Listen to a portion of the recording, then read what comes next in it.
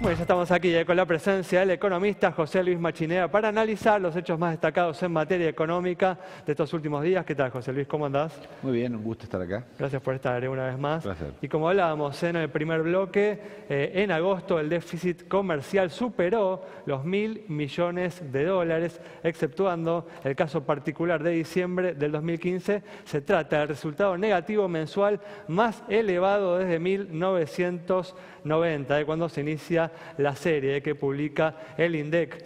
José Luis, ¿a qué atribuís esta situación tan negativa de la balanza comercial?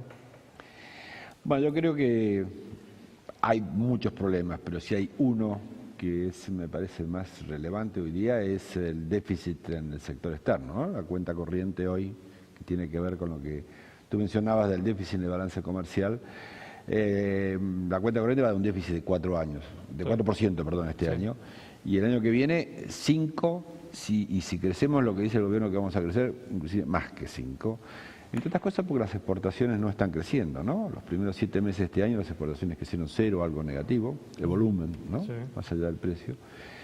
Entonces hay un problema ahí. 4, la economía crece, siempre las importaciones responden en el corto plazo con lo que los economistas llaman una elasticidad, un incremento mayor que el incremento del producto. Por lo tanto, si el producto se incrementa 3,5, las importaciones es probable que crezcan 7, 8, hasta 10%. Este año están creciendo más. Y eso pondría el déficit en cuenta corriente en tipo de 5% de producto más, y eso es un problema. Yo sé lo que va a decir, o que me han dicho la gente del gobierno: tenemos tipo de cambio flotante y esto se soluciona, llegado el caso, con tipo de cambio que va a aumentar. Pero el problema es que si el déficit es muy grande, pasan dos cosas. Primero, que el aumento del tipo de cambio necesario puede ser un poco importante en el corto plazo. Y segundo, que los inversores externos se ponen un poco más nerviosos cuando ven déficit en cuenta corriente del orden del 5%. No hay un número mágico, ¿no? Puede ser 5, puede ser 6. Entonces yo diría que ese es un tema preocupante que tiene que ver obviamente con la competitividad de la economía argentina, ¿no? Bueno, podemos hablar un poco más sobre el tipo de cambio o podemos hablar de otras cosas, pero digo, ahí hay un problema obviamente de coordinación entre la política fiscal y la política monetaria. La política fiscal es gradualista, la política monetaria no es gradualista. No diría que es de shock, pero intenta bajar la inflación un poco más rápido. Y ambas cosas dan como consecuencia una apreciación del tipo de cambio. Tal cual. Y la apreciación del tipo de cambio, no digo que sea el único motivo, la competitividad se estructura a partir de muchas cosas. Una es el tipo de cambio, la otra es la infraestructura, la educación, la innovación, el tema impositivo, que tampoco se puede hacer mucho de reducción de impuestos en el corto plazo porque tenemos un déficit de 6 puntos del producto, un déficit fiscal, ¿no? ¿O crees, José Luis, que esta situación del sector externo exige un cambio de estrategia económica por parte del gobierno? Bueno, yo no diría tanto de estrategia económica, porque a mí me parece que muchas cosas que está haciendo el gobierno está bien, digamos. Si hablamos de la inserción internacional, me parece bien, de desregular ciertas cosas que están desregulando, me parece bien, de ser más transparentes, me parece bien.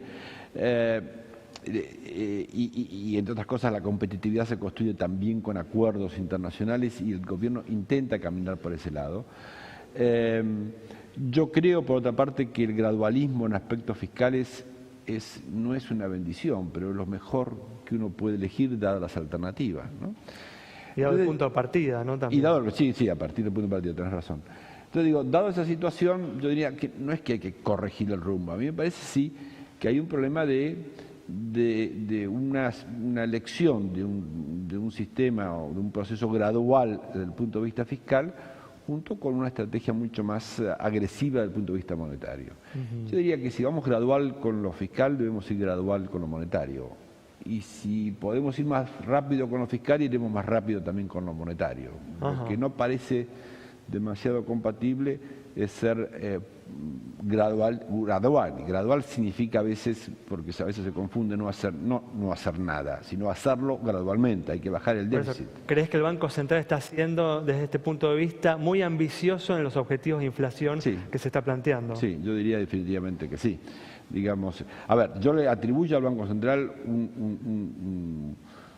que ha sido un factor muy relevante en la reducción fuerte de la inflación que ha habido en Argentina. Así que eso está fuera de dudas, creo que ayudó a bajar las expectativas de inflación y va a seguir ayudando.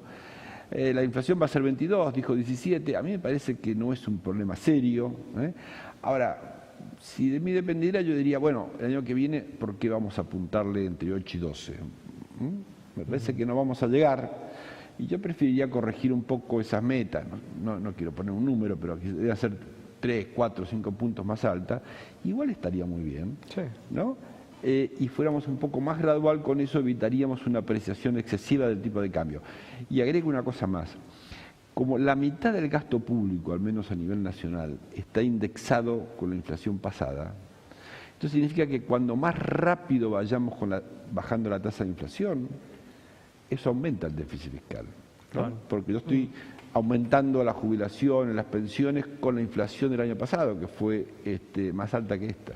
O sea, vos decís que tener una meta de inflación también más gradual serviría o ayudaría a bajar el déficit fiscal de una manera más creíble y también más organizada. Exactamente. Exactamente. Ahora, la contracara de estos desequilibrios que estás contando es la deuda externa. Salieron algunos números preocupantes, más del 50% del PBI de deuda externa.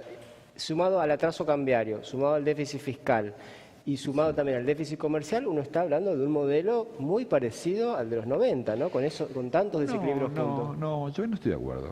Permitido, no estoy de acuerdo. Primero, la deuda relevante, la deuda fiscal relevante es la deuda de mercado. Si vos contás toda la deuda, es 50. Si vos tomás la deuda relevante, esto quiere decir la deuda que está en el mercado, más la deuda con organismos internacionales, eso da 30% del producto. Lo otro es deuda con el Banco Central y es deuda con el ANSES. No es que no haya que pagarla, pero nada de eso te va a producir una crisis. Entonces tenés 30, tenés margen. Yo hice las proyecciones y me da que si el gobierno cumple con la reducción del déficit fiscal, eso va a ser parecido a 50 en el 2020. Ahí me entro a preocupar, porque es un número que vos dijiste recién, pero todavía nos falta. Eso si el gobierno va reduciendo el déficit fiscal. Entonces digo, no me parece que tampoco sea parecido a los 90 lo que está pasando con el sector externo. El gobierno ha sido extremadamente cuidadoso y también gradualista en la apertura económica. Y también me parece bien, porque no hay margen, entre otras cosas, por lo que estamos hablando de déficit en la cuenta corriente. Entonces, de todas formas, José Luis, está viendo, ¿no?, un fuerte crecimiento en las importaciones. Sí, las importaciones están creciendo, pero están creciendo. Lo que más crece son las importaciones de bienes de capital. Muchos bienes intermedios. Eso lo señalamos. Sí. Y bienes de consumo también, pero bienes de consumo a partir de cero. Digo, está exagerando, ¿no? Déjeme exagerar un poco. Quiero decir, eran muy elevadas las restricciones que había, ¿no? Claro, la cosa relevante ha sido la cuenta de los bienes de capital, las partes y piezas que también son de bienes de capital y los bienes intermedios. Cuando vos tomás, eso explica el 80%, el 90% del aumento de importaciones, ¿no? No digo que el consumo no sea algo, las importaciones de bienes de consumo, pero, insisto, inciden poco en el crecimiento de las importaciones que estamos teniendo, que aparte que es muy natural en una economía que estábamos invirtiendo 15 puntos del producto. 15. Estamos llegando ahora a 17. Para llegar a 22, 23 que tenemos que llegar, tenemos que comprar más bienes de capital. Y muchos de esos son bienes importados, así que el aumento de la inversión requiere más importaciones. Lo único que las exportaciones no están aumentando, ese es el problema. Para ir cerrando, José Luis, ¿estás de acuerdo con la liberación de los precios de combustibles a partir del lunes que viene?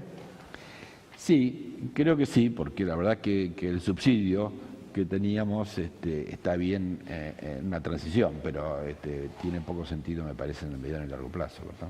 Muy bien, bueno, José Luis, muchas gracias por haber estado con nosotros. Gracias a ustedes. Nos vamos entonces con el análisis de José Luis Machinea sobre los problemas que está presentando la economía, las soluciones que ensaya el gobierno y las dificultades que puede haber por delante. Nos reencontramos el próximo viernes a las 20 horas aquí en Metro.